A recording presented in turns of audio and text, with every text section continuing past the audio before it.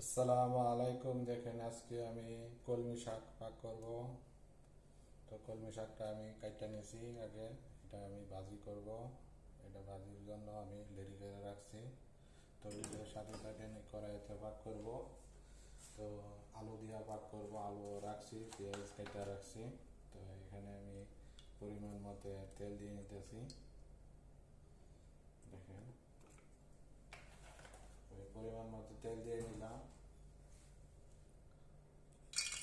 পেঁয়াজ জায়গাটা নিচ্ছি, ছোটো ছোটো করে পেঁয়াজ লসুন এটা আমি দিয়ে নিতেছি। তেলটা গরম হয়ে গেছে।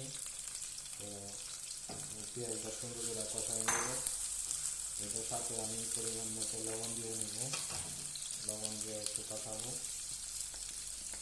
পরিমাণ মতো লবণ দিয়ে নিতেছি।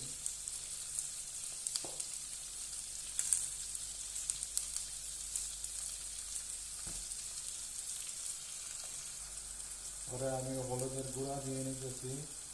পরিমাণ মতো হলুদের গুঁড়া 1 চামচ পরিমাণ দিয়ে নিতেছি। দিয়ে এটা কষাই নেব। পরে মরিচের গুঁড়া দেবো ওটার সাথে। এই যে মরিচের গুঁড়া, আমি 1 চামচ মরিচের গুঁড়া দিয়ে নিচ্ছি। মরিচের গুঁড়াটা দিয়ে আমি বাড়া গুঁড়া একটু কষাই নেব। কষাই নেওয়ার পরে আমি শাকটা দিয়ে নেব।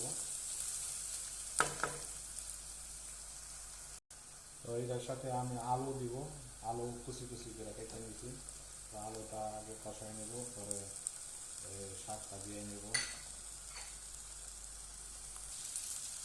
দেখুন আমার আলুটা বাড়া কষানো হয়ে গেছে। এটা আমি অনেক শাকটা দিয়ে নেব। এই শাকটা আমি পুরোটা দিয়ে দিয়েছি।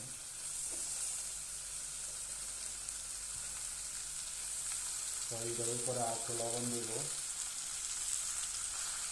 দেখুন এটার উপরে আর একটু লবণ দিয়ে নিচ্ছি। লবণ দিয়ে এটা ঢাকা নিব সুন্দর করে। দেখেন শাকটা আমাদের একটু পানি উঠছে, আমি পানি দিয়ে ভালো করে লাগানো করছি। তো এটা পানিটা একটু শুকাই নিব।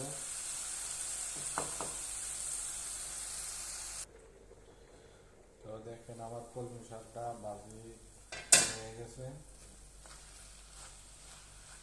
তো ভাজি হয়ে গেছে। ভিডিওটা কিরম হয়েছে আপনারা কমেন্ট বক্সে একটু কমেন্ট করবেন, আর আমার পেজটার সাথে থাকবেন। যদি ভিডিওটা আপনাদের ভালো লেগে থাকে তাহলে একটা লাইক কমেন্ট করবেন। তো নতুন নতুন ভিডিও পাওয়ার জন্য আমার চ্যানেলটা সাবস্ক্রাইব করবেন। তো যারা যারা সাপোর্ট করবেন অসংখ্য ধন্যবাদ। দেখেন আমার ভাজি কেমন হয়েছে এটা কমেন্ট বক্সে জানাবেন। তো আমার পেজটা একটু ফলো করে দিবেন। অসংখ্য ধন্যবাদ আমার পেজে যুক্ত